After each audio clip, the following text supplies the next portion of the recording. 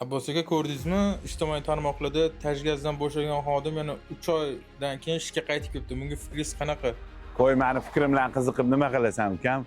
Undan ko'rasi meni obunachilarimni qiynayotgan 3 ta savol bor edi. Suyultirilgan gaz haqida, hisob raqam ochish haqida va eng asosiysi texnik shart haqida. Mana shu hamma 3 ta savolga bugun bitta qilib javob beramiz va nuqta qo'yamiz. Suyultirilgan gaz va hisob raqamlar ochish, texnik shartlar haqida qisqacha intervyu qilganmiz. Hudud gaz aksiyadorlik jamiyatiga borib press turdi. O'sha hammasini hozir mana shu savollarga javob qilib, o'shalardan olgan intervyularimizni, qisqacha suhbatimizni qo'yib beramiz. Bizning sahifaga obuna bo'ling. Qiziqarli ma'lumotlar kerak bo'lsa, keyin shunaqa xodimlar haqida ma'lumot kerak bo'lsa, bizga podpiska bosib qo'yinglar. Sog' bo'linglar.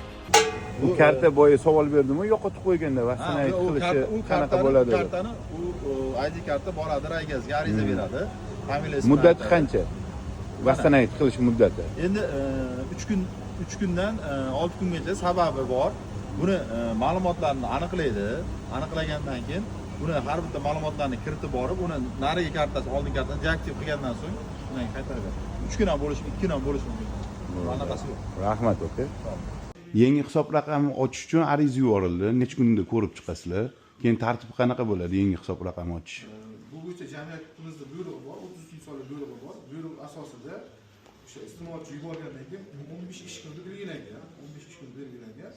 Ayrim ma'lumotlarda biz tomonidan o'sha ariza bosilgandan keyin iste'molchi tomonidan arizani bosish kechikkan. Ya'ni o'zi kirib turib, iste'molchiga SMS xabarnoma jo'natamiz.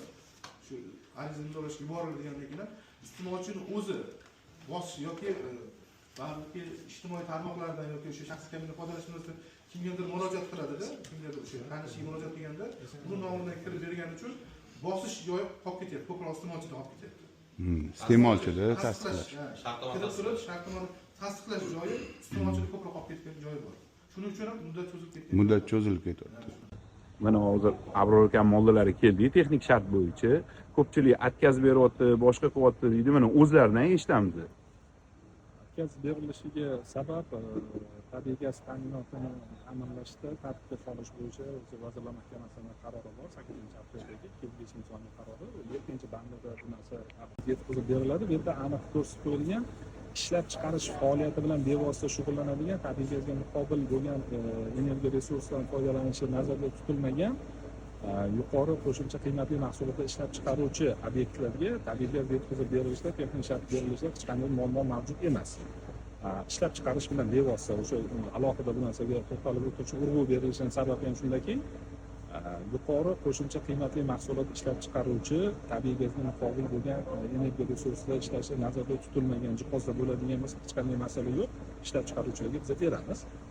Undan tashqari o'sha xizmat ko'rsatish yoki boshqa sohadagi va maishiy ehtiyoj uchun foydalanadigan iste'molchilarimiz bo'yicha o'sha 3 yillik moratoriy e'lon qilinganligi va energiya jihatdan samarador texnologiyalari joriy qilinishi va elektr energiyasiga moslashtirilishi bo'yicha yo'nalishlar qo'yilgan. O'sha tartibga asosan bugungi kunda ishlar amalga oshiriladi va 9-bandida alohida belgilab o'tilgan o'sha ko'p qavatli uylarimizga tabiiy gaz yetkazib berilishi masalasi bo'yicha ham o'sha ulanishda texnik shart berilmasligi bo'yicha ham alohida to'xtalib o'tilgan. Yerli xonadonlargacha? Yerli xonadonlarimiz bo'yicha bugungi kunda tabiiy gaz bilan gazlashtirilgan hududdagi yerli xonadonlarimizda masala yo'q.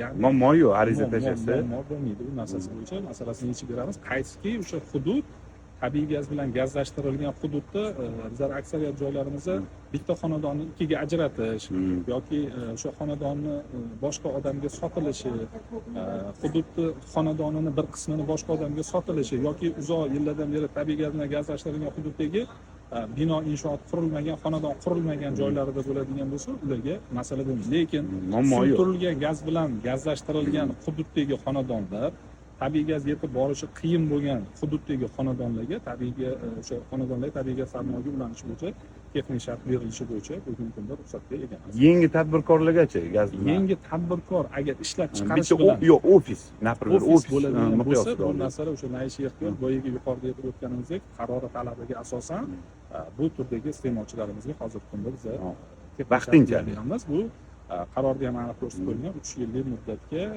o'sha moratoriy e'lon qilingan bu bo'yicha. unda o'sha avtomobillar gaz to'ldirish kompressor shoxobchalari ham, xizmat ko'rsatish va 2000 metr kubdan ortiq bo'lgan o'sha savdo komplekslari ham, xizmat ko'rsatish ham, sog'liqni saqlash va ta'lim sohalari ham bu narsalarni ichiga olgan, hammasi bo'yicha qarorda aniq 7-panelda aniq ko'rsatib berilgan. Abror aka, sizga kattakon rahmat. Savollarimizga aniq-aniq javob berdingiz, aka.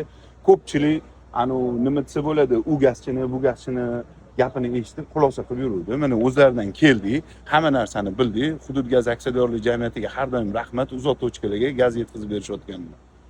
Sog' bo'ling, tanishganimdan xursandman. Yaxshilik ko'p. Sog' bo'ling.